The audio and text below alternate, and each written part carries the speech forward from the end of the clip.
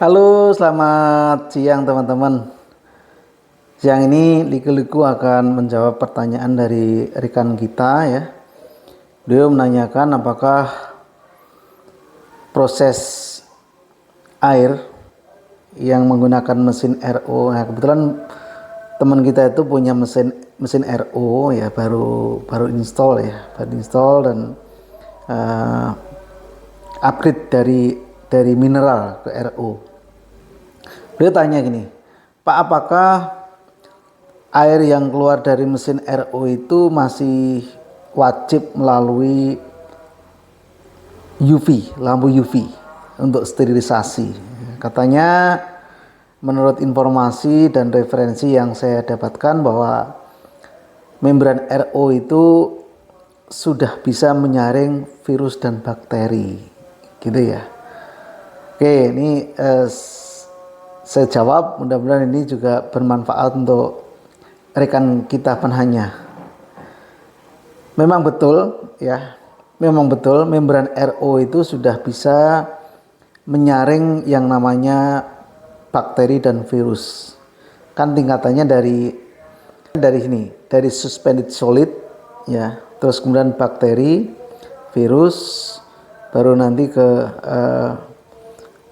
multivalen ion atau monovalen ion, dan baru ke water. Kan itu ya.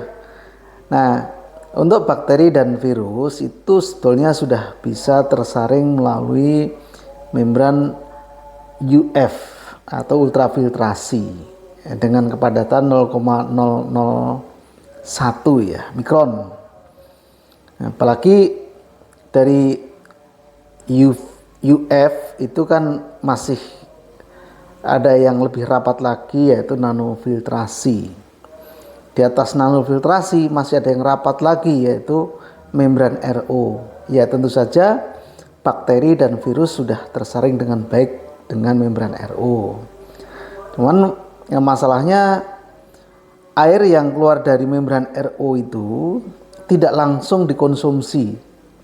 Ya, mesti harus ditampung dulu dengan wadah, terus kemudian mesti harus lewat jalur pipa, jalur yang outputnya mesin RO itu ke wadah penampungan.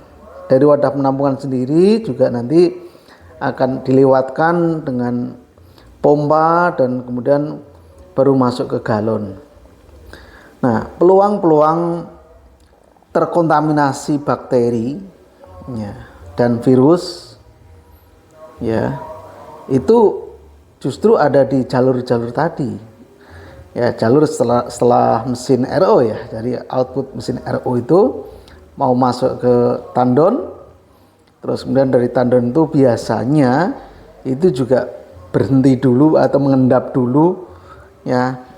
Air itu tinggal di tandon itu cukup lama untuk sampai batas tertentu, air itu bisa dipompa masuk ke galon kan gitu ya. Karena kita tahu sendiri bahwa flow dari keluaran mesin RO itu kan nggak besar, kecil gitu ya, kecil. Ini untuk dapat 1 galon itu perlu waktu.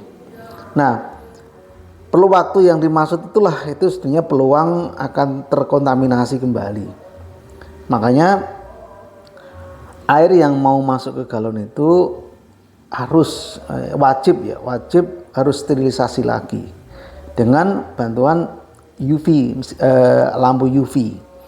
Nah, lampu UV pun itu penempatannya itu sedekat mungkin dengan outlet pengisian ya.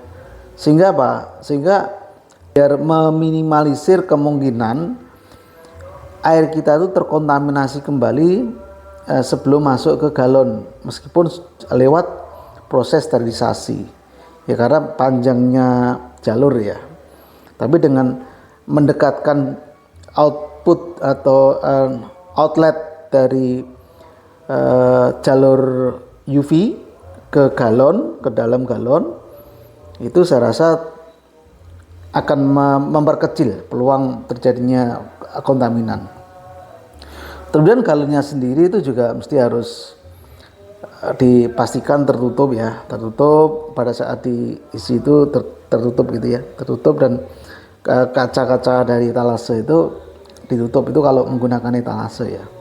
Kalau nggak menggunakan etalase ya gimana caranya tertutup udara yang di luar, maksudnya yang di luar galon itu bisa membawa kontaminan dan masuk ke galon. Itu yang dicegah. Jadi pertanyaan dari saudara kita, apakah masih perlu? Ya sangat perlu ya. Apalagi air itu akan kita konsumsi ya, kecuali kalau air itu tidak akan dikonsumsi misalnya untuk keperluan yang lain, karena air RO itu tidak semuanya mesti harus dikonsumsi, bisa jadi untuk keperluan yang lain ya, itu mesti harus melalui proses sterilisasi ya.